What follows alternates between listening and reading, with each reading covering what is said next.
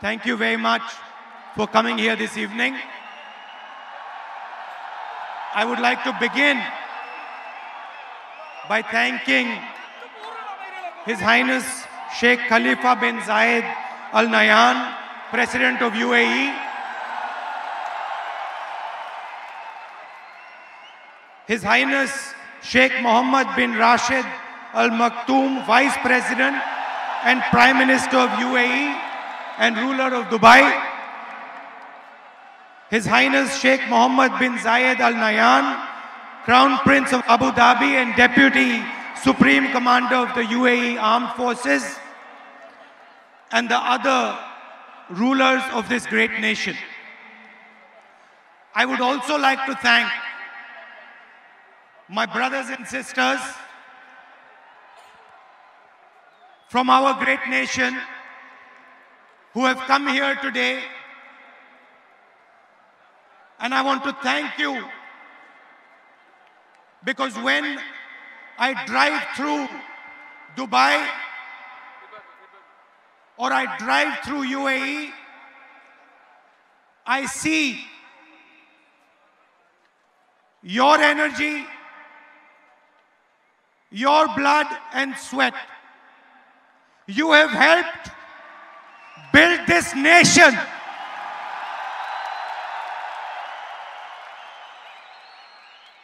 You have helped build this nation. And every single time I come here, I want to tell you, from the bottom of my heart, every single time I come here, I feel so proud of all of you. I feel so happy to see that you have played your part with dignity, with love, with togetherness, and with tolerance. Before coming to this meeting, I met His Highness. And I want to tell you a little bit about my impressions about His Highness, the leader of Dubai. Somebody who has spent more than 50 years, given his whole life, given a vision for Dubai. I met him today for the first time. And I want to tell you what I experienced.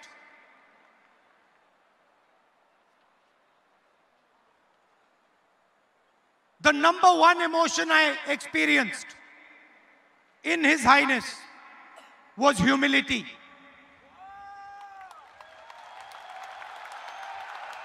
Humility that what has been achieved in Dubai has been achieved with his vision. But the humility and absolute 100% lack of any arrogance in him.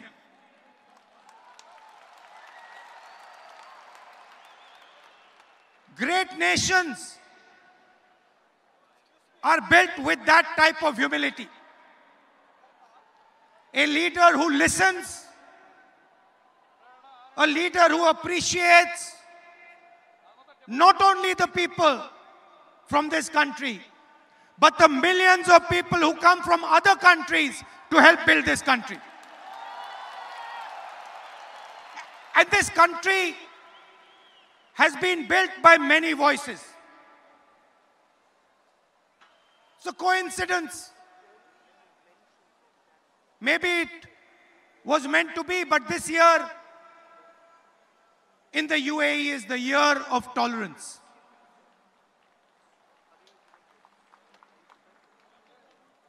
Year of tolerance. And I'm sad to say,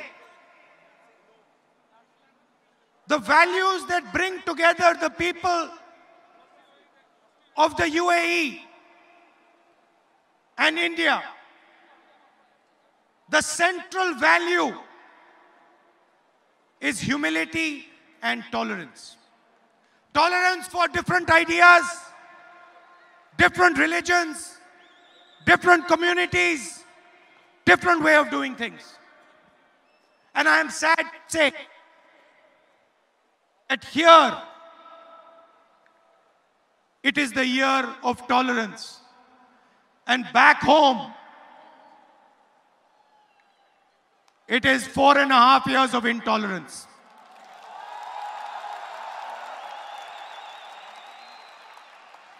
And this bridge that has been built between UAE and our great India, this is not a new bridge. You have come here, you have given your blood, your sweat, and you built this great city. But you're not the first. For hundreds of years, people from India have been coming to Dubai, to the UAE. And people from Dubai and the UAE have been coming to our home. And if we are successful because of the value of tolerance, of listening, of working together, and most important, the value I saw today in His Highness called humility. So I want to start by telling you, all of you, that you have achieved great things here. And you are going to achieve even greater things. And I want you to know, as an Indian leader, as somebody who has come from India to speak to you, I want you to know that you are India's biggest strength. Not only in Dubai, not only in the UAE, I'm not only speaking to you. I'm speaking to every single Indian, whether he's in Canada, in the United States, Europe, Africa, Middle East. I'm speaking to all of you. And I want to tell you that you have played a tremendous role in making India what it is today. And I want to go further. I want to go further, because that is not enough.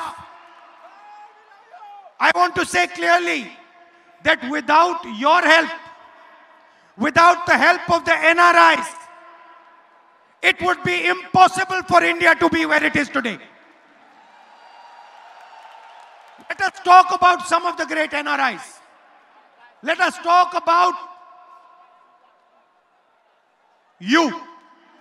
Who are you? What is your spirit? Let me tell you a little bit. In the last century, when we stood up and fought the British, the fight was led by a non-resident Indian called Mahatma Gandhi. When we carried out the White Revolution, became #1 in milk production, that job was done by a non-resident Indian returned person. Here on the stage we have Sam Petroda. Telecom revolution, non-resident Indian. And then liberalization. The brain behind liberalization, Manmohan Singh ji, non-resident Indian. So I have come here to tell you that I don't just want to talk to you. I don't just want to come here, give you the same speech and go home. I'm not interested. I'm interested in making you realize that you are India's future, and we cannot build India without you. And I want you to do what you have done in Dubai, what you have done in the UAE, what you have done in the United States, what you have done in Europe, in Africa. I want you to help us do that back home. And I want a commitment from you.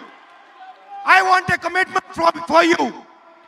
You are going to stand together with us in India and help us solve the 2 or 3 big problems, challenges that we face. Do I have your acceptance to this proposal? I didn't hear you. I want you to say it louder. No, louder. Now let me tell you what are the problems that we face and what are the problems that we are going to work with you to resolve. And I'm happy to see that there are many ladies here because you are also part of that equation. The single biggest problem that we face in India today,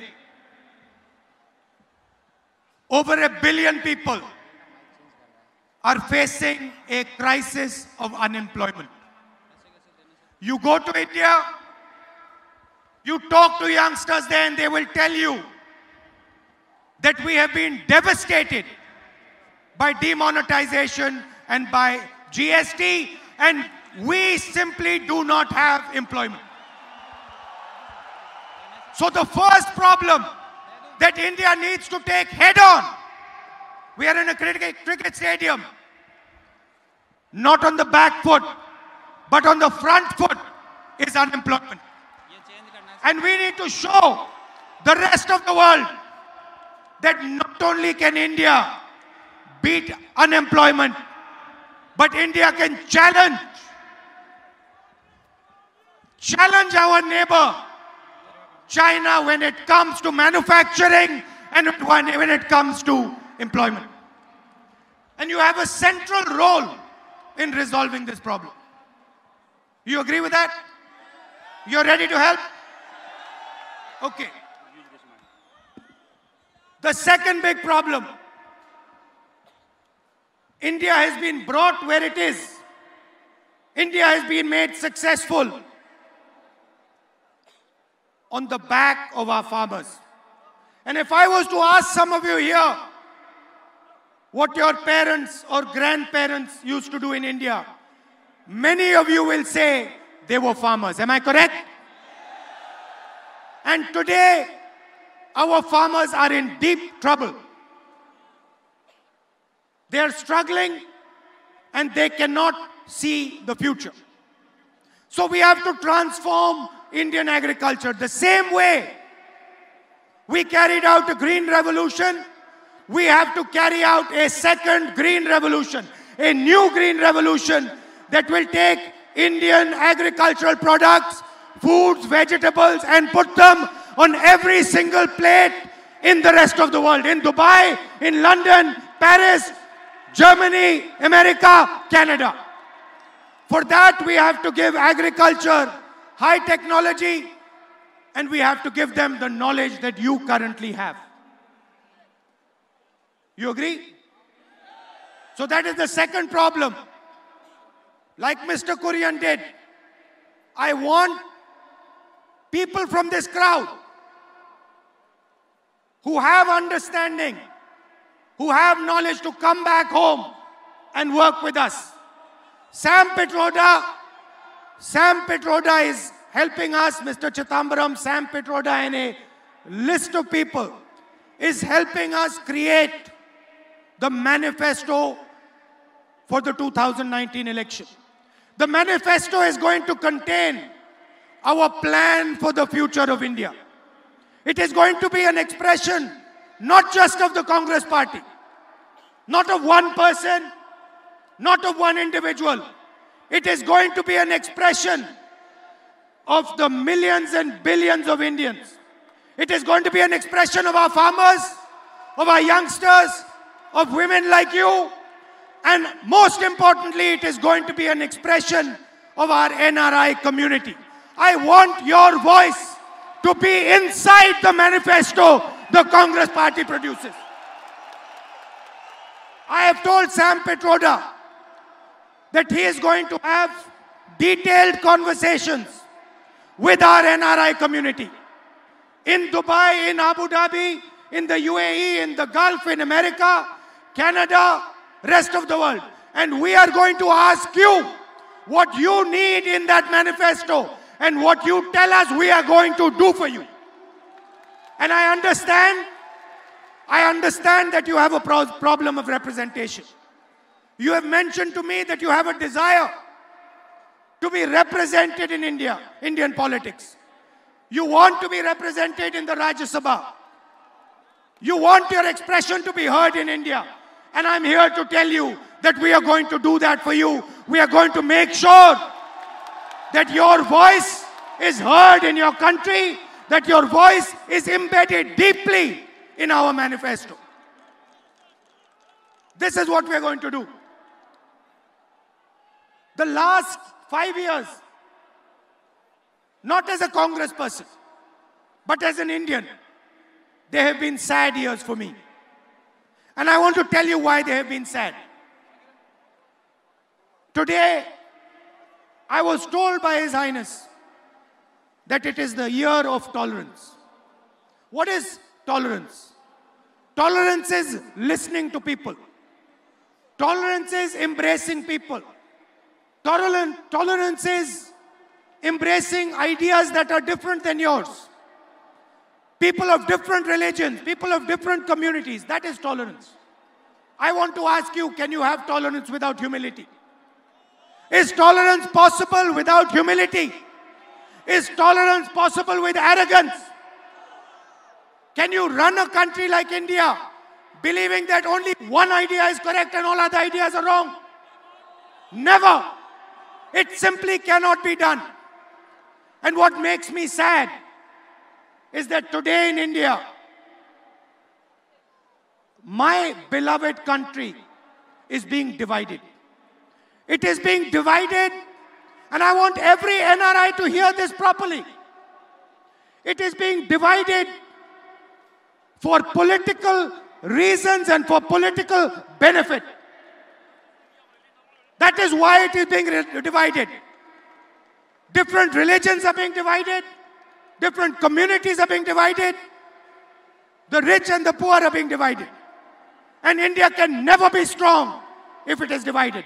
I said to you, we are in a cricket stadium. I made the analogy of hitting a six.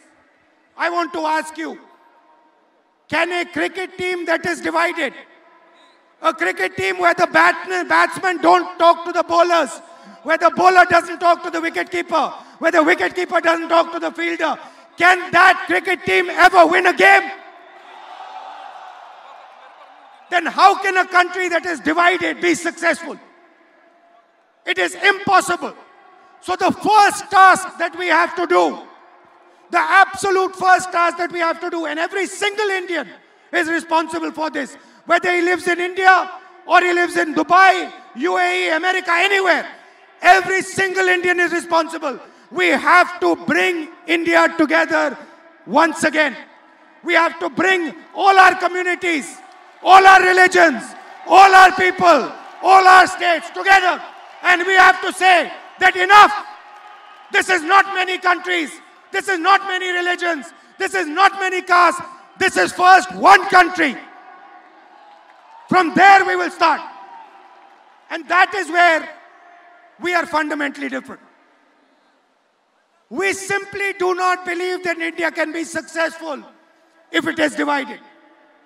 And I want all of you to commit, regardless of which religion you're from.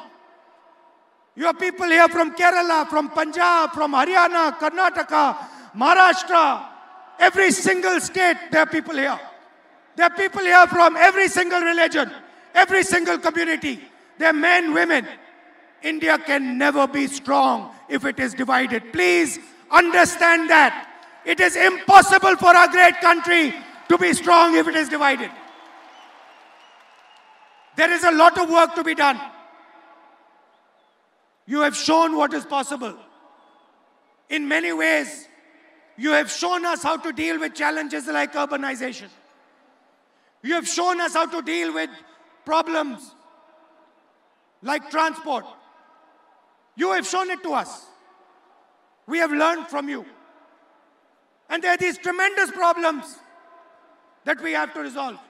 And it makes me sad that instead of discussing unemployment, how to defeat unemployment, instead of discussing the difficulty our farmers go through, instead of discussing how we can build a future for youngsters, instead of discussing how we can empower women like you, we are sitting and fighting amongst each other. We are threatening each other, shouting at each other, abusing each other. It does not make sense in the 21st century. And that is what we have to do. We have to bring India together, regardless of the ideology, regardless of the thinking. Some people have said, we want a Congress Mukt Bharat. We do not want a BJP Mukt Bharat. We do not want that. But we want a Bharat that is united, where every single Indian person says, I am first an Indian, and then I'm everything else. And so I want to thank you. I want to give you all my love, and I want to tell you that till the day I die, my doors, my ears, and my heart will always be open for you. And you will always have space. And I know that you struggle. You're sitting here happy. But each one of you, there's not a single person in this room who has not struggled and made himself successful.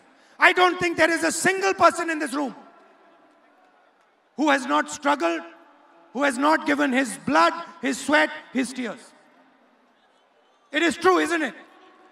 There is not a single person who has not built himself from scratch over here. And that is something we're extremely proud of. And you must never forget that.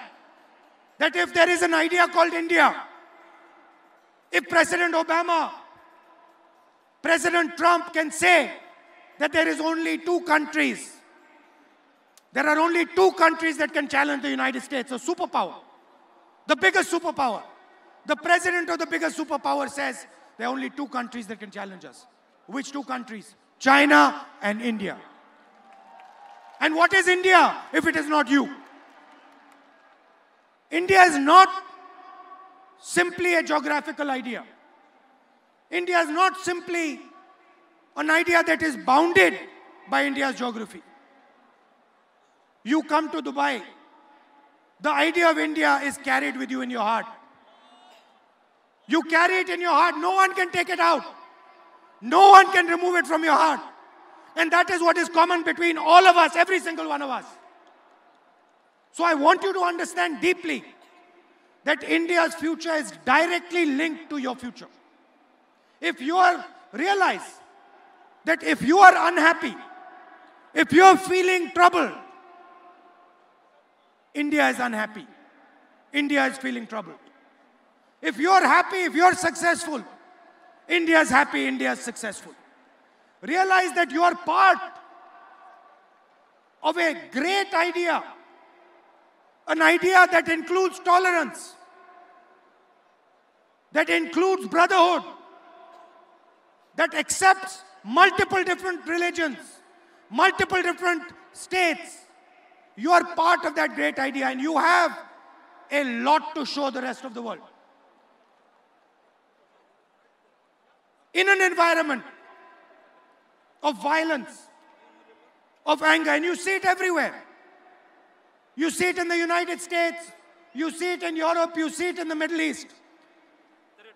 In an environment of anger, India has the answer. India has the blueprint to provide an answer not just to India, but to the entire planet. Non-violence is embedded inside our DNA. And it has been embedded not for 50 years. Mahatma Gandhi was a great exponent of non-violence. But Mahatma Gandhi ji picked up the idea of non-violence from our great religions, from our great teachers. Mahatma Gandhi picked up the idea of non-violence from ancient Indian philosophy, from Islam, from Christianity, from Judaism, from every great religion, where it is clearly written that violence will not help anyone achieve anything. So that is your history. That is your caliber. And I want to once again thank you with all my heart for giving me such a lovely reception, for showing me so much love and affection,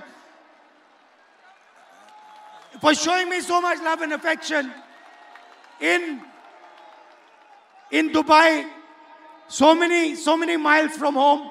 You have made me feel as if I am sitting back at home in India. So thank you for that. And once again, I want you to know, and I don't care who you are, I want you to know that my doors are open to you. I don't care how old you are, how young you are, where you come from, man, woman, my doors are open for you. You just tell me how I can help you, and I am at your service. Thank you. Thank you very much.